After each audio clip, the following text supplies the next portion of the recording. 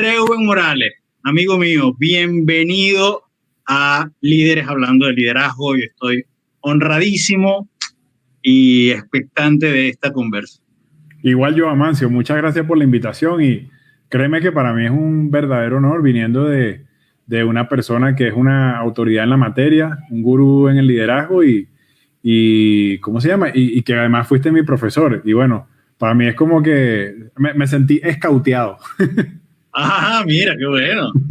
Es como si tú, Laureano, te llamara por una conversa, ¿no? Sí, más o menos, sí. No, bueno, no, pero no, no con tanta bien. Laureano tiene sus renglones. Este Líderes Hablando de Liderazgo, que hoy lo vamos a hacer a través de Facebook, comienza siempre, Reuben, primero dándote las gracias y segundo con una pregunta que te deja el invitado anterior. Además, tú vas a poder vengarte porque le vas a poder dejar una pregunta al invitado siguiente. Está bueno. Y yo te voy a poner en pantalla la pregunta que te dejó Ariadna Martínez Fico. La entrevisté a propósito del Día de la Mujer y además que ella es una gran líder y que lo hace muy bien. Ella te pregunta esto. ¿Cómo dirías que es el alma del liderazgo? Ok. Bueno, yo considero que el alma del liderazgo es el alma de una persona que está contenta y se reconoce a sí misma, es decir, se acepta a sí misma y trabaja, digamos, en sus dones o en aquello que la gente ve para lo cual es útil. Es decir, una persona que es sincera consigo mismo o consigo misma, ¿no? Perdón. Yo creo que ese es el germen del cual nace el liderazgo, porque, o sea, si una persona acepta aquello para lo cual, bueno, Dios, por poner algún nombre, la puso en el camino o en la tierra, esa persona va a trabajar para expandirse en esa área y eso va a generar un eco tremendo. Es decir, una persona que tiene unos dones, que además los trabaja, que además, digamos, empieza a hacer un nombre en eso de alguna manera genera credibilidad. Para mí ese es otro de del alma del liderazgo, la credibilidad. Es decir, que tú puedas investigar a ese líder, o bueno, investigarlo no en términos judiciales, ¿no? Pero un poquito revisar cuál es la trayectoria de esa persona, si es que la estás conociendo, y ver que su palabra de alguna manera es consona con su obra y con lo que ha hecho hasta ese día. Yo pensaría que por ahí van los tiros, ¿no? Qué bueno, qué bueno. Y fíjate que tú mencionaste algo que es importante y que yo quiero conectar con tu profesión y con tu experiencia desde el humor y desde el liderazgo. Tú dices credibilidad, pero a veces es difícil creerle a alguien que todo el día anda en el humor. ¿Ok? Sí, sin duda. Entonces, ¿cómo desde el humor construir credibilidad? Sí, bueno, tú sabes que a mí una lección muy grande me la deja muchas veces el ejemplo de personas con las que he trabajado. Y a mí una cosa que me marcó mucho fue un detalle muy, muy tonto, por así decirlo.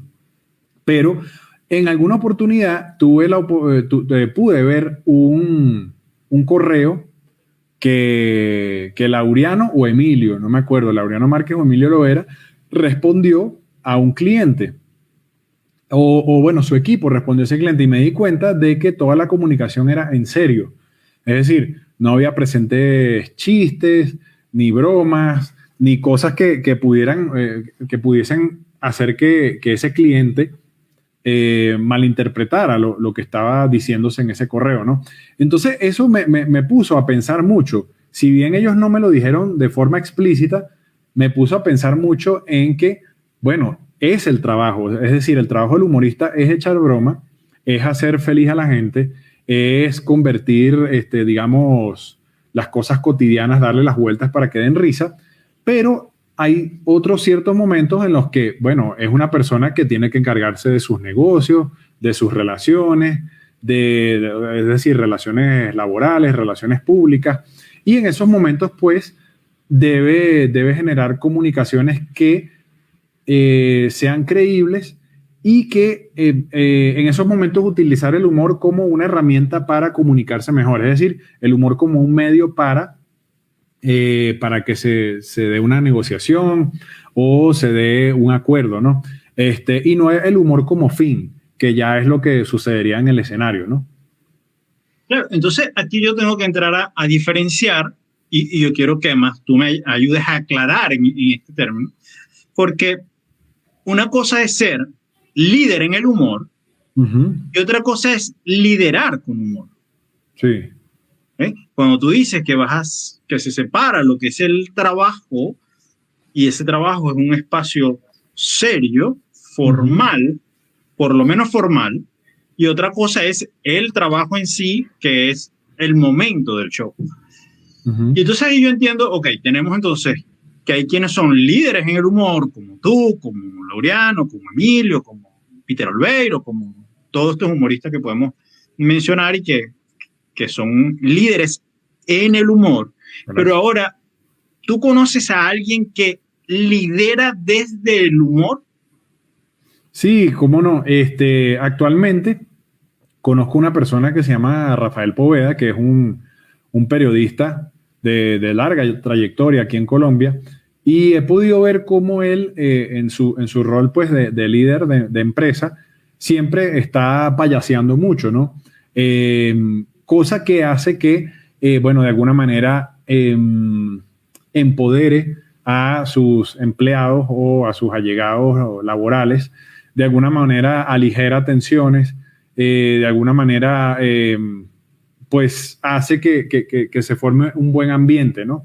Entonces, me da risa porque a veces lo he comentado con él y él no está muy consciente de ello, pero sí es muy, muy payaso. Y para ser líder con humor, hay que ciertamente saber un poquito cuál es el matiz del humor que hay que utilizar, porque que no todo impulso cómico hecho por un líder o por una persona que está en un puesto de liderazgo puede ser bien tomado por la gente que está a su alrededor, ¿no? Claro, claro. Yo hice la tarea de preguntarle a la gente, ¿qué le preguntarían ustedes a un humorista? ¿Qué le preguntarían a Reu humorista? ¿Okay? Y hubo una pregunta que a mí me gustó mucho, que es de Karen Beatriz. Karen me pregunta y dice, oye, ¿cómo poder liderar en un ambiente donde están presentes todo el tiempo chistes, bromas, tú sabes, mamadera de gallo, tomada de pelo, toda esta serie de cosas? ¿Cómo liderar en un espacio así donde efectivamente el humor es lo que está más presente? Sí, tú sabes que ciertamente arrear, por ponerle un nombre, ¿no? A un grupo de talentos cómicos no es fácil. Yo lo he vivido en varias experiencias o en varios espacios. Uno de ellos fue en Doctor Yaso, Los Payasos de Hospital, que eventualmente, si bien yo no fui fundador de Doctor Yaso, sí fui formador en la organización, y eventualmente nos tocaba ser líderes en las visitas, lo que llamábamos las visitas, que era ir a los hospitales a visitar pues a los niños, a los pacientes. Y sí, es muy difícil porque estás liderando a un grupo de personas que tienen el hemisferio derecho del cerebro sumamente desarrollado, a diferencia del hemisferio izquierdo, que es el hemisferio más analítico, el hemisferio que se encarga más de tener la agenda al día, etcétera, etcétera, ¿no? Entonces hay gente que quizás muchas veces no tiene noción del tiempo. Es como estar liderando a puro, si vieron Pinky y Cerebro, a puros Pinky, ¿no? Entonces, hay que tener mucha mano izquierda, porque si tratas de ser muy autoritario y fuerte, más bien se van a burlar de ti. Si te vas al otro extremo de ser muy payaso, entonces no va a caminar todo. Entonces hay que de alguna manera transmitirles lo que se quiere decir con bromas, ¿no? Es complicado, y hay que tener paciencia. y hay que dejar que drenen, ¿no? Muchas veces no tratar de decir la orden o lo que se vaya a decir o la instrucción que se tiene que dar en un momento indicado, justo en medio de una broma, sino bueno, dejar que drenen un poco y después hablar en serio, ¿no? Y el liderazgo, y como yo lo entiendo, donde es medido por resultados que generan los líderes con su equipo, evidentemente, por el desarrollo de su gente y efectivamente por el clima que desarrolla en la organización,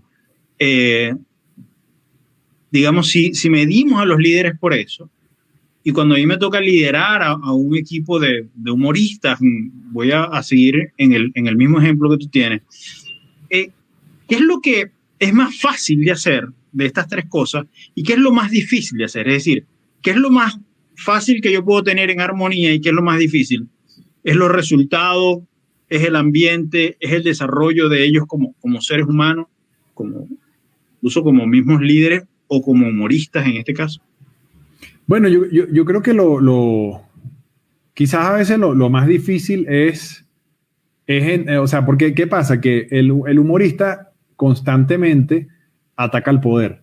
Entonces ese poder, bueno, naturalmente es el presidente, pero entonces ese poder puede ser tu pareja en la casa eventualmente, o el perro cuando el perro te está, si tú tienes una mascota y la mascota te está obligando a que la bajes porque ya tiene que hacer sus necesidades, en ese momento la mascota está ejerciendo un poder sobre ti.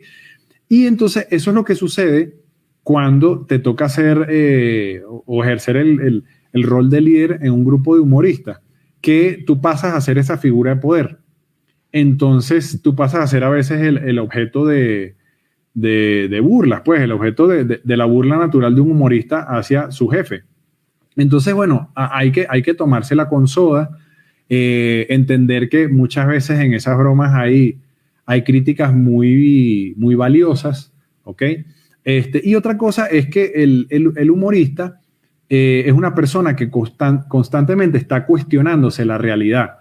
Entonces, a toda cosa, a toda instrucción que se le dé, van a venir 8.500 cuestionamientos que por momentos uno diría, bueno, o sea, el otro extremo de esto es un cuartel militar, donde el general da una orden y simplemente se cumple, ¿ok? Muy parecido a Gru con los Minions. Bueno, aunque los Minions le echan la partida para atrás a Gru, ¿no? En mi villano favorito. Pero en un equipo de humoristas, pues hay que manejarse entre esas dos balanzas en que hay que dar una orden, vas a recibir muchos cuestionamientos, pero uno debe entender que esos cuestionamientos siempre son para hacer todo más cómico o mejor, ¿no? A veces yo diría que lo más difícil con lo que hay que lidiar es a veces con talentos jóvenes, no por su inexperiencia, sino porque a veces no entienden que el cuestionamiento de una propuesta es para mejorarla y no para menospreciar lo que están proponiendo, ¿no? Es decir, tú, Amancio, de repente entras como libretista en un equipo, tienes mucha fe en una idea y esa idea hay que entenderla como una pizza. Es decir, la pizza tiene 10 pedazos, 12 por decir algo. Entonces, de esos 12 pedazos de tu idea, a lo mejor hubo 5 pedazos que nos gustaron y los otros 7, pues hay que desecharlos, no sirven por X o por Y. Entonces, el humorista joven muchas veces es muy terco porque tiene mucha energía por la fe que le imprime a sus ideas, ¿no? Pero bueno, es un trabajo que los mismos humoristas jóvenes van entendiendo con el tiempo. Tú, hoy que tienes tu emprendimiento en Colombia, tu academia de liderazgo que educas a la gente a hacer stand-up comedy, una línea del humor que está en tendencia, por decirlo de alguna u otra manera, pero que antes de llegar ahí tuviste escuela, es decir, pasaste por Radio Rochela, donde me imagino yo que tenías jefes, que tenías exigencias de entregas. ¿Qué trajiste de Radio Rochela que hoy utilizas en tu emprendimiento y qué cosas ¿Viviste de ese liderazgo en esa escuela que te hicieron mejor humorista y mejor líder? Bueno, sí, Radio Rochela y menciono a quienes siempre considero como mis grandes maestros en la comedia, que son Laureano Márquez, Emilio Loera, Jorge Parra o Domingo Mondongo y Carlos Sicilia, ¿no? Y bueno, pero digamos, mezclando eso con La Rochela, en La Rochela me gustó mucho el trabajo en equipo. Es algo que en la comedia pues es indispensable para que salga mejor. Otra cosa que rescato es el trabajo para las masas. Es decir, muchas veces la gente quiere trabajar para nichos muy pequeños porque son nichos que de alguna manera pegan con o sea, son muy parecidos al ambiente en donde creció o al estrato social en donde creció y de alguna manera se siente aprobado por gente similar a ella, ¿no? Y Radio Rochela, por ejemplo, a mí me terminó de enseñar que hay que trabajar para todo el mundo. O sea, mientras mejor se entienda un producto humorístico, es decir, que lo entienda desde la persona con menor instrucción académica hasta una persona con mucha instrucción académica, o que dentro de ese programa haya una variedad en la que un poquito se complazcan pues a esos públicos, a esos dos públicos, entonces, bueno, vas a trascender más.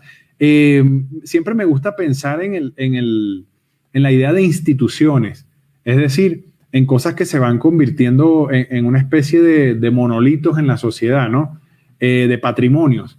Y eso fue una de las cosas que me gustó mucho de Radio Rochela, también de Improvisto, el espectáculo Improvisto. Claro, claro. Y bueno, Laureano y Emilio como humoristas, ¿no? Eso fue. Y otra cosa que he aprendido mucho en general de todos ellos es que siento que un buen líder también debe tener alma de profesor, alma de educador. Entonces, o sea, un líder te dice, mira, tienes que cerrar la computadora, y tú le dices, ¿por qué? Y no te responde con un porque sí, sino que te dice, mira, te voy a argumentar por qué, porque esto, porque lo otro, porque lo otro. Ahí claramente, pues, está sacando la casta y te está explicando por qué eso debe ser así. Los líderes que muchas veces bueno, las personas que están en roles donde deben ejercer liderazgo y simplemente te dicen, porque sí, o confía en mí, o eso es porque yo lo sé, muchas veces generan dudas y si esas decisiones luego no terminan en buenos resultados, te generan más dudas aún, ¿no? Te pregunto, porque, y voy a conectar esta respuesta con otra pregunta que la tengo. ¿Es el humor un don divino? Pues... ¿Una cosa que nos entrega Dios? ¿Es un talento exclusivo? No es exclusivo, es decir, mucha gente se mete a jugar fútbol, ¿no? En una academia de fútbol o de béisbol o del deporte que le guste. Y bueno, eventualmente va a jugar mejor si lo comparamos con el día en que entró a inscribirse en esa academia de ese deporte, ¿no? Pero sí hay unas personas que están bendecidas para ser los mejores o estar entre ese círculo de los mejores de ese deporte, ¿no? Entonces, lo mismo pasa con el humor. Yo creo que todos eventualmente hacemos reír a alguien.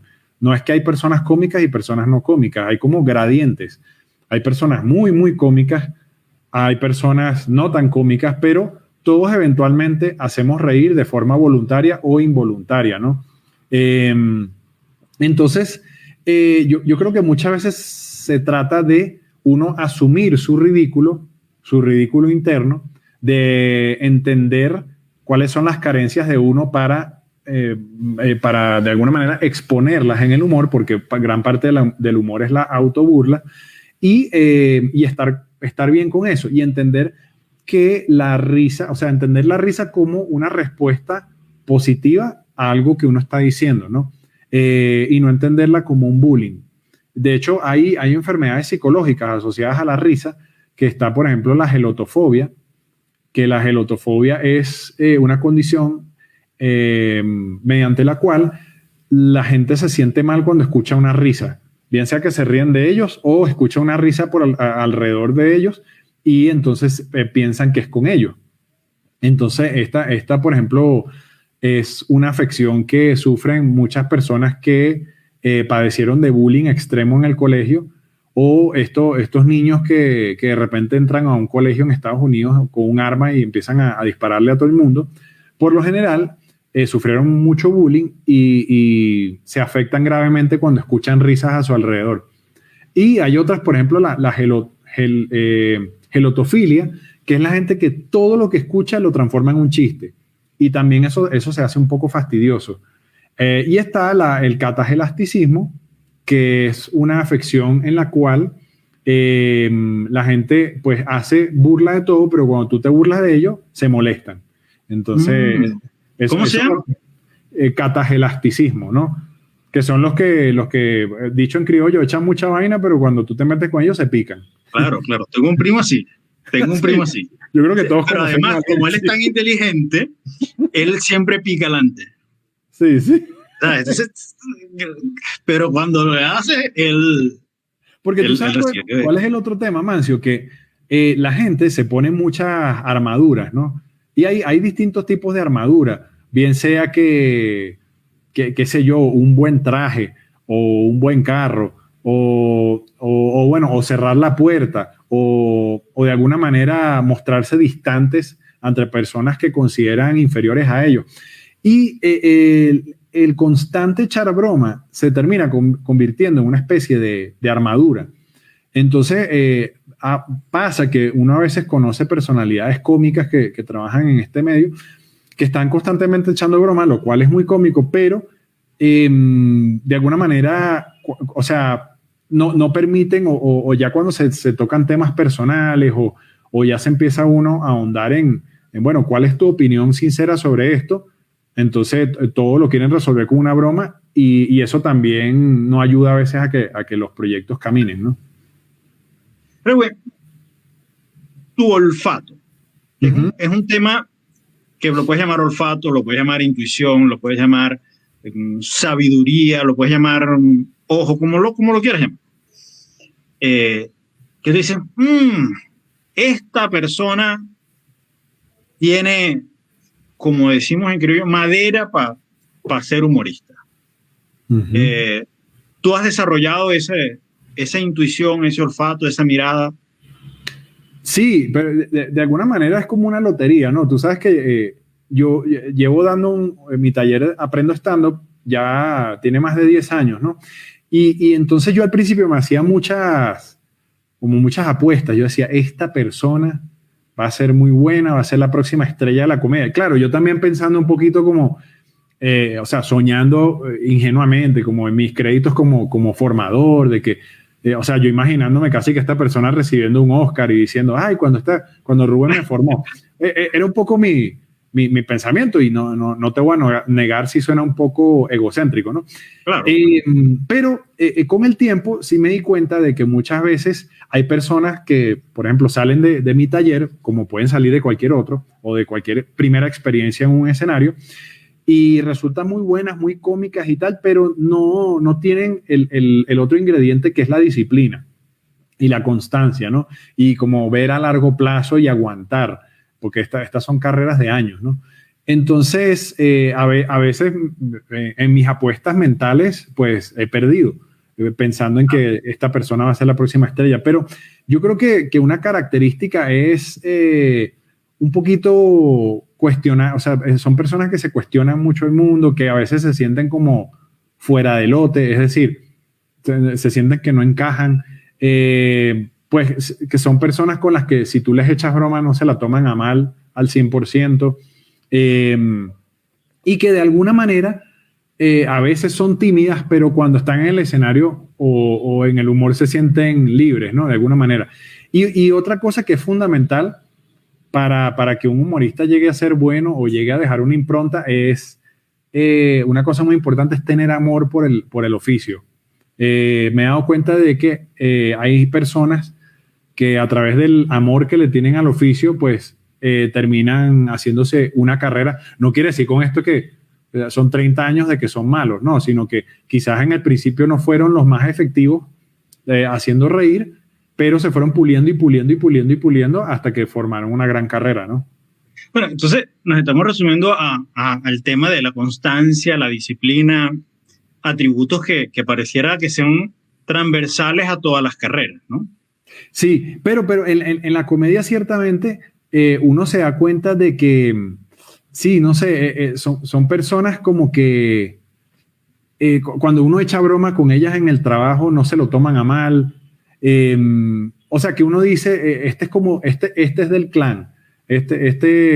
O sea, no sé cómo explicarlo, pero uno sí intuye una cierta cosa que está allí. O sea, les gusta reírse, disfrutan la risa, no se toman la risa mal, ¿no? No se toman la risa como que estamos perdiendo el tiempo, sino lo ven como algo productivo. Y son personas como naturalmente payasas y que muchas veces hacen reír sin proponérselo. Eso también sucede mucho.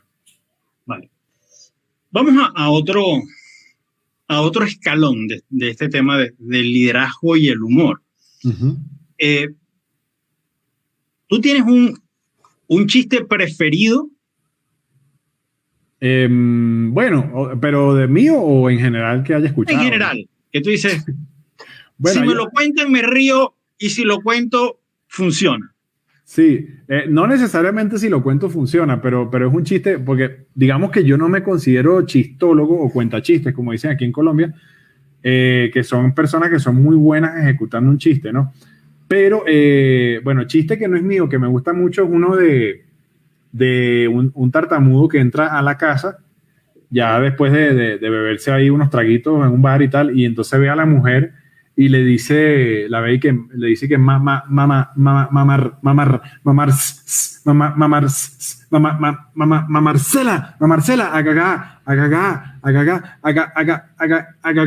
hagamos el amor, Marcela, hagamos el amor. Y ella le dice que, ay, no sé, es que me lo has dicho tan de repente.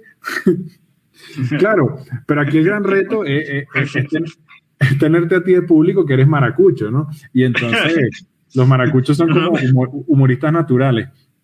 Y de mis rutinas propias, me gustan mucho las que son cantadas, en las que hago humor musical.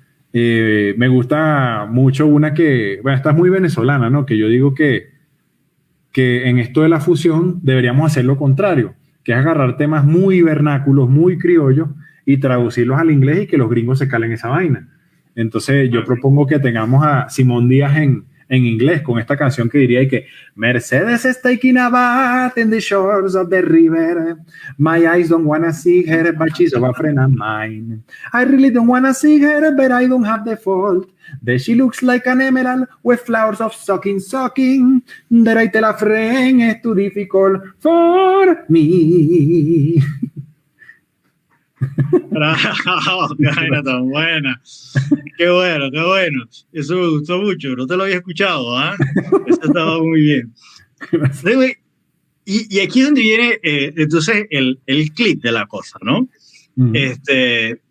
Porque efectivamente rompes con lo tradicional.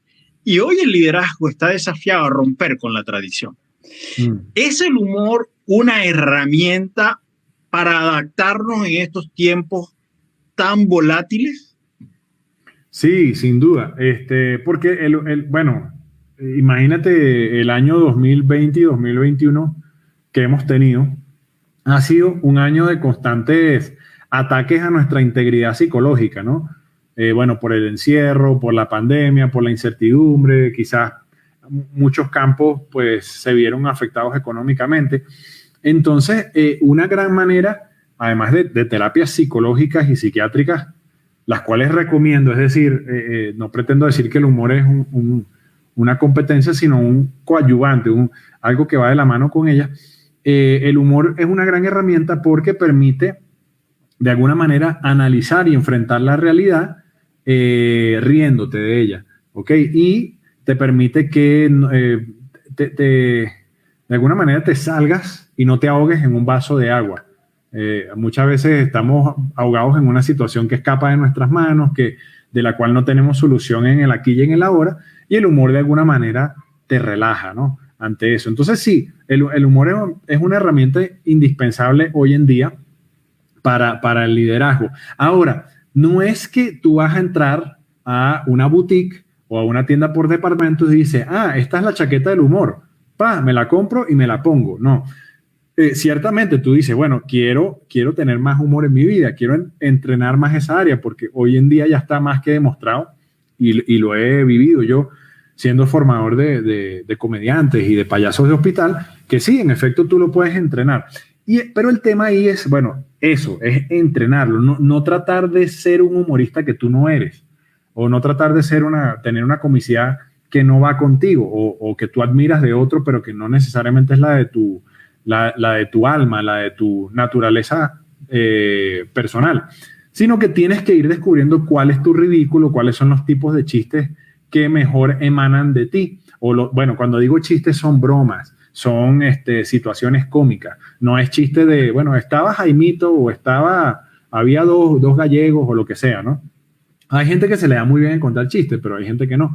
Entonces, una vez que tú vas entendiendo cuál es tu ridículo y que en tu rol de liderazgo vas a ser objeto de burlas por parte de las personas que están a tu mando, entonces una vez entiendas eso, vas a empezar a empatizar más con las personas que trabajan contigo, vas a bajar las barreras, te van a ver de igual, no te van a ver como alguien pues que está montado en un pedestal, que no es humano, sino que te van a empezar a ver como un semejante y con alguien que va a ser más fácil la comunicación, que yo creo que al final eso es un poquito lo que termina importando para que el trabajo se desarrolle mejor en una organización.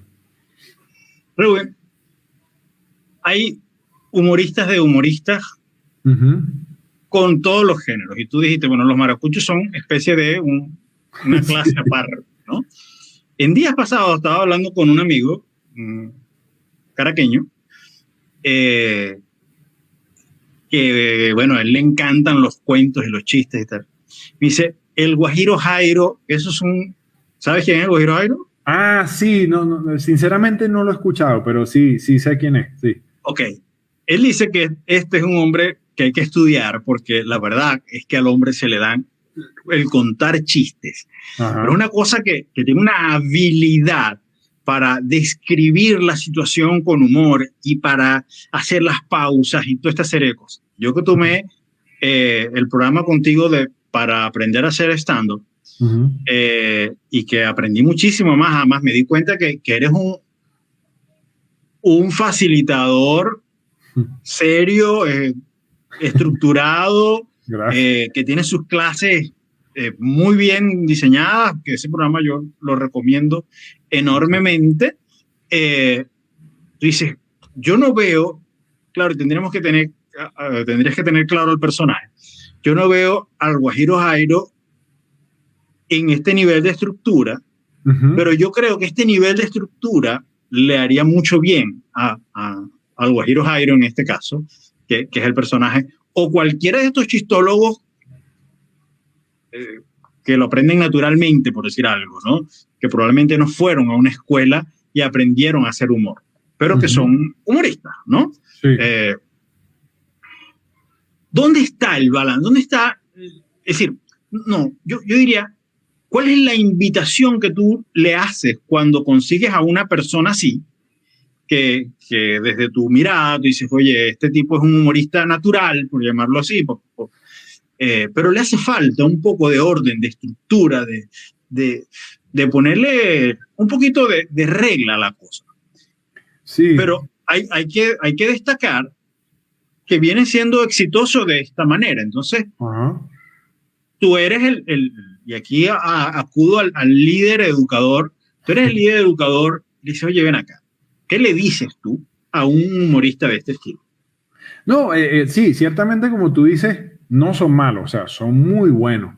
Y al final el público, digamos, o sea, goza de lo que le hace reír. Y eso es lo importante en este caso. Lo que yo le digo, por ejemplo, a muchos amigos y gente que tiene facilidad para contar chistes, que de repente entra en mis formaciones o quiere acudir a una formación de stand-up comedy, es que entiendan que esta es una herramienta para que aprendan a sacar humor de de las cosas que le pasan en el día a día, es decir, de su cotidianidad, de su historia personal. Porque quizás un poquito el problema con los chistes, el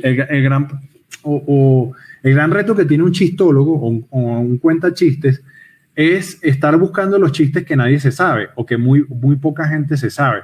Y hoy en día, con lo rápido que corre la información en el internet y en las redes sociales y en el teléfono, es casi que muy difícil que una persona no haya escuchado un chiste por allí. Entonces, se empieza a hacer, o sea, empiezan como a montarle un cerco al cuentachistes, ¿no? Como que si como que viene el equipo SWAT y ya lo tiene ahí amenazado. Entonces, una manera de complementar su trabajo es empezando a tener las herramientas para hacer humor de sus propias ansiedades y complementar eso. Y yo creo que hay magníficos ejemplos con Emilio Lovera, que es un caso de alguien que empezó contando chistes y lo fue aderezando con rutinas propias, al punto que ya hoy en día sí está bastante balanceado en su repertorio ambas modalidades, pero quizás los chistes ya tienen un porcentaje menor.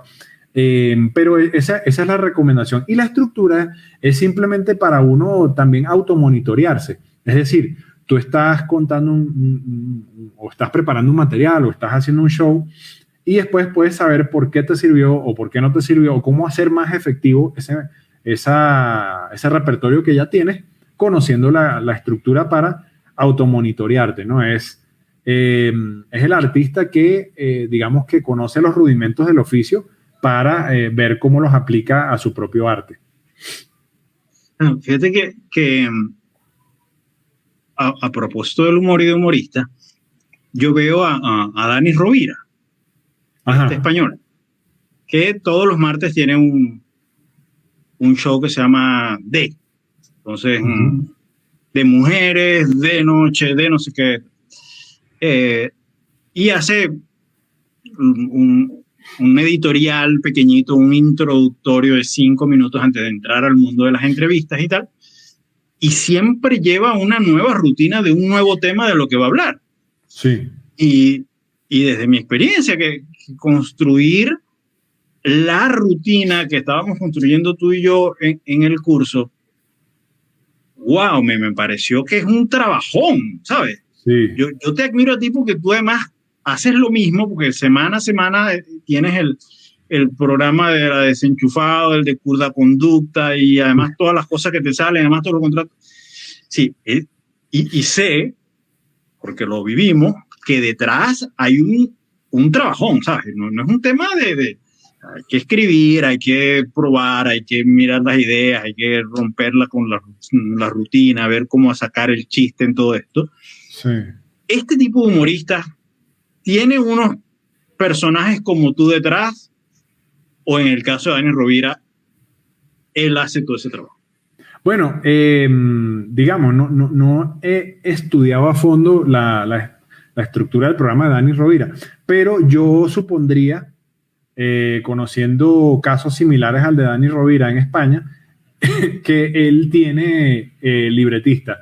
Eso es una cosa que muchas veces el humorista le cuesta entender, que es que tiene que invertir en cerebros creativos que lo acompañen. Y los grandes humoristas empiezan claramente porque tienen un talento natural, pues la gente abraza y celebra ese humor que comparten, pero luego empieza como a secarse ese manantial. Es decir, ese manantial no tiene suficiente ingenio las 24 horas del día como para surtir o complacer a su público. Entonces ahí es donde se tiene que apertrechar de un equipo de libretistas que de alguna manera vayan con su estilo y le generen material. Obviamente todo este material va a pasar por el filtro de esa persona, en este caso de Dani Rovira, pero va a hacer que constantemente estén surgiendo ideas, situaciones y contenidos graciosos para cada emisión. Y así, por ejemplo, uno lo ve en casos como el de Franco Escamilla en México, Luis Chatén, aunque Luis Chatén escribe mucho de sus cosas, pero de las cosas más gloriosas que él ha tenido en su carrera, ha estado acompañado de libretistas. Emilio Lovera también, siempre trabaja mucho con libretistas.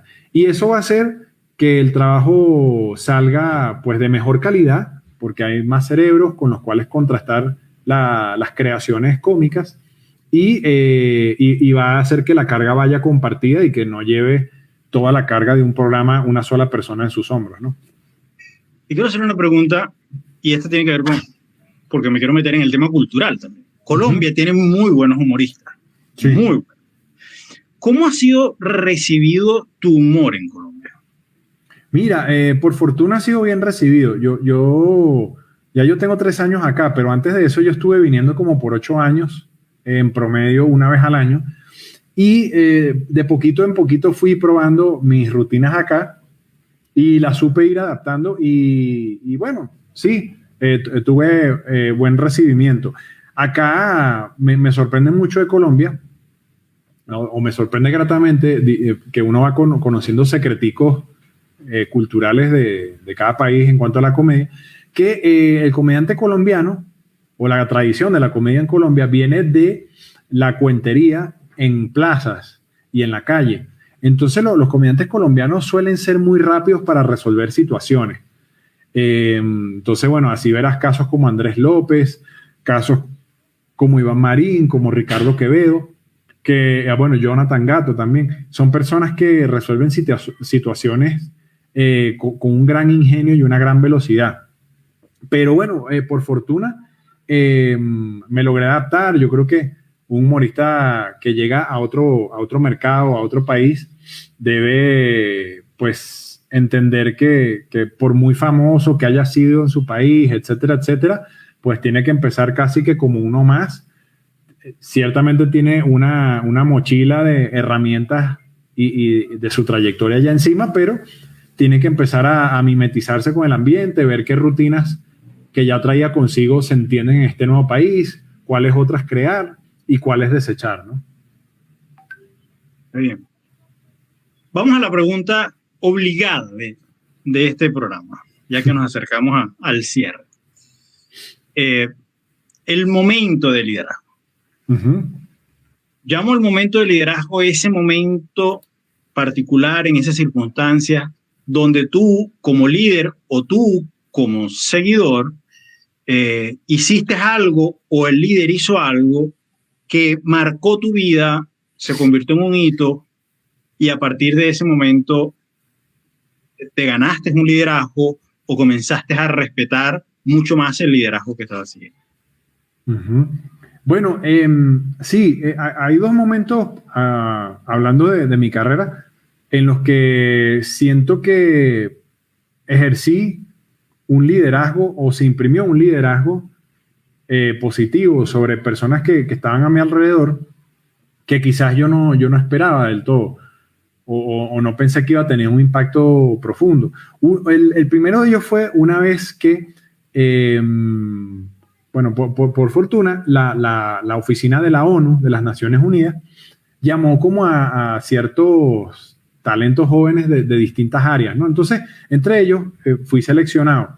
Y eso fue para unas actividades del Día Internacional de la Paz, allá en Venezuela, ¿no? Y entonces, bueno, nos fueron instruyendo en temas de lo que es la paz, de cómo se consigue la paz, cómo es entendida la paz en distintas circunstancias, etcétera, etcétera. Fue muy interesante.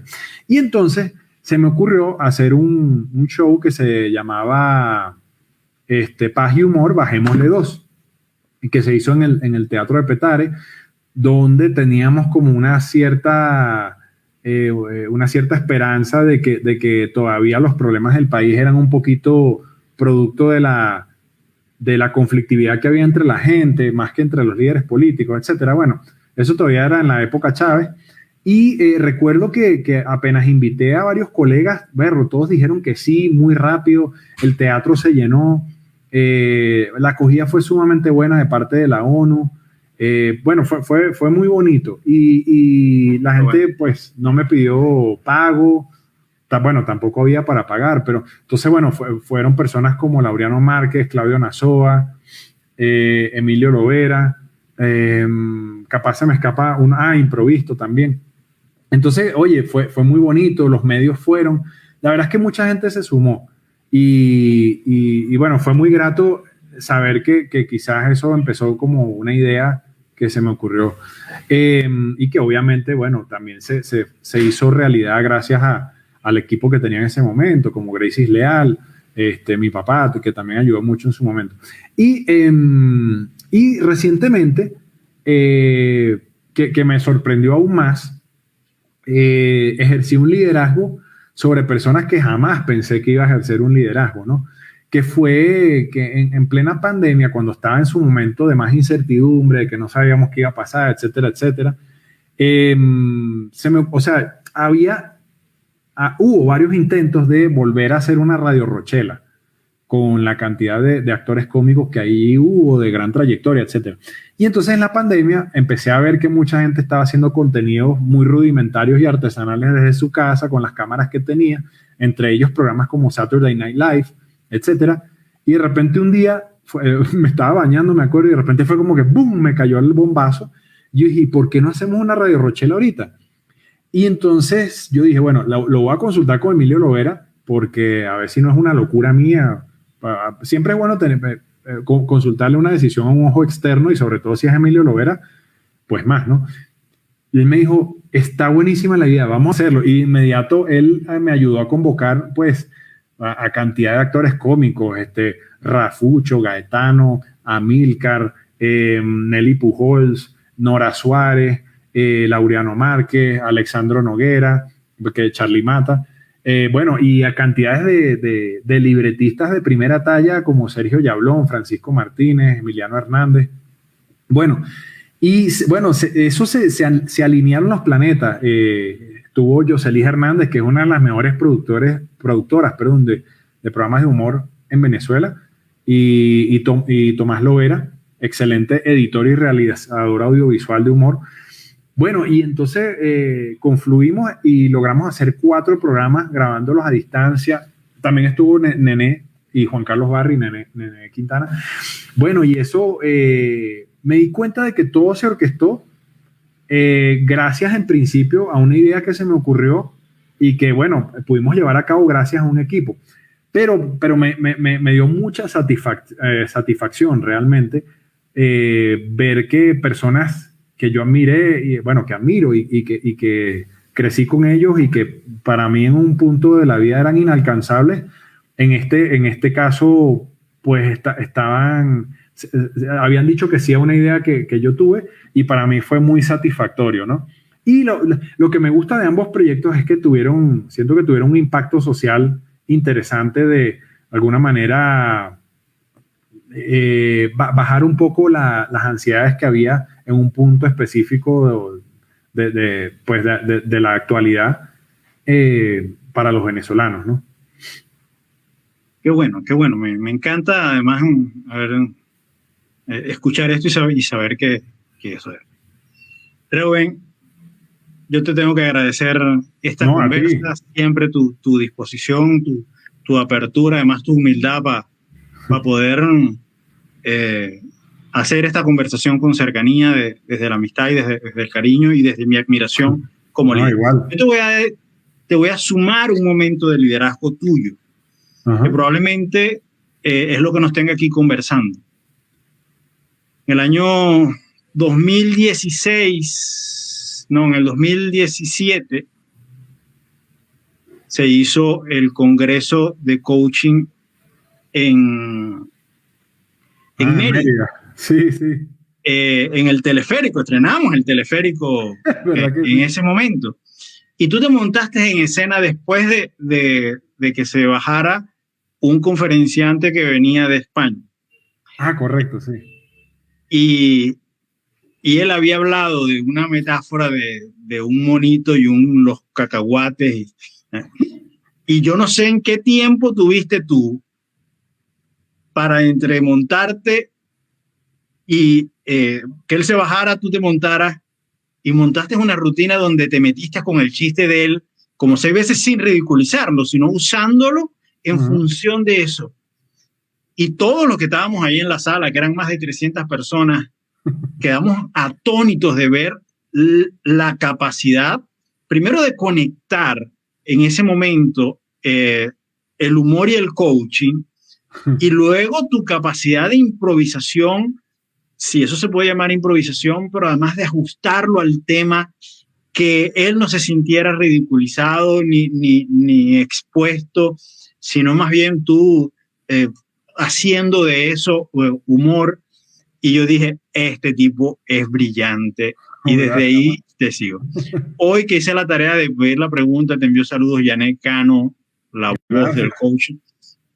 Te envió saludos y mucha gente que estuvo en ese congreso te envió cariños. Así que ese es un momento que puedes sumar a tu liderazgo, que lo hiciste bien y que hoy nos tiene en esta conversación, estoy seguro. No, Amancio, y quiero agregar una cosa. Bueno, yo fui alumno tuyo en tus cursos de liderazgo muy buenos y ciertamente tú enseñas que la persona, sea como sea, puede ejercer un rol de liderazgo. Lo que tienes que encontrar esa mezcla basada en su naturaleza personal. Y un poquito el mensaje que yo le quiero dejar aquí a la gente, basados en el contexto de tu entrevista, es que ciertamente yo no siento y evidencio así cuando yo entro a un espacio, yo no soy la persona que entra y que de repente todo el mundo voltea o que ejerce un aura imponente, ¿no? Como yo he visto que ciertamente, por ejemplo, un Emilio Lovera cuando entra a un espacio es como que, wow, impacta, ¿no? Pero que todos podemos ejercer un liderazgo en algún punto. Yo, como te digo, yo no me considero el más carismático, el alma de la fiesta, pero sí he logrado momentos y proyectos en los que ha tocado ejercer un liderazgo. Y pues eso, yo creo que mi mensaje es que no tengas miedo a ser líder. Eventualmente vas a estar en una posición de líder y lo importante es que, bueno, busques impactar positivamente a tu equipo y a la sociedad en general, ¿no? Al mundo, que yo creo que de eso se trata, de tener un mundo más feliz. Así es, yo también estoy de acuerdo contigo en eso y lo agradezco muchísimo, agradezco mucho. Reuben, tus redes para que la gente te siga. Bueno, tenemos el taller Aprendo Stand-Up, del cual estuvimos hablando un poquito acá. Empieza el 10 de abril y bueno, pueden tener más información a través de la cuenta de Instagram @ contenidos de comedia, o también por el WhatsApp +57. Contenidos, en plural. Contenidos de comedia. Sí. @contenidos de comedia. Muy bien. O por el WhatsApp +57 321 843 0282. Y pues bueno, nada, agradecido por esta oportunidad, Amancio, y que siga formando líderes y compren el libro de Amancio o los libros de Amancio. Muchas gracias, pana, muchas gracias. Un abrazo que llegue hasta la fría ciudad de Bogotá que tanto quiero. Igual, pana. Cuando puedas te comes un ajiaco en mi nombre, que es mi plato preferido. Con gusto, con gusto. Un abrazo.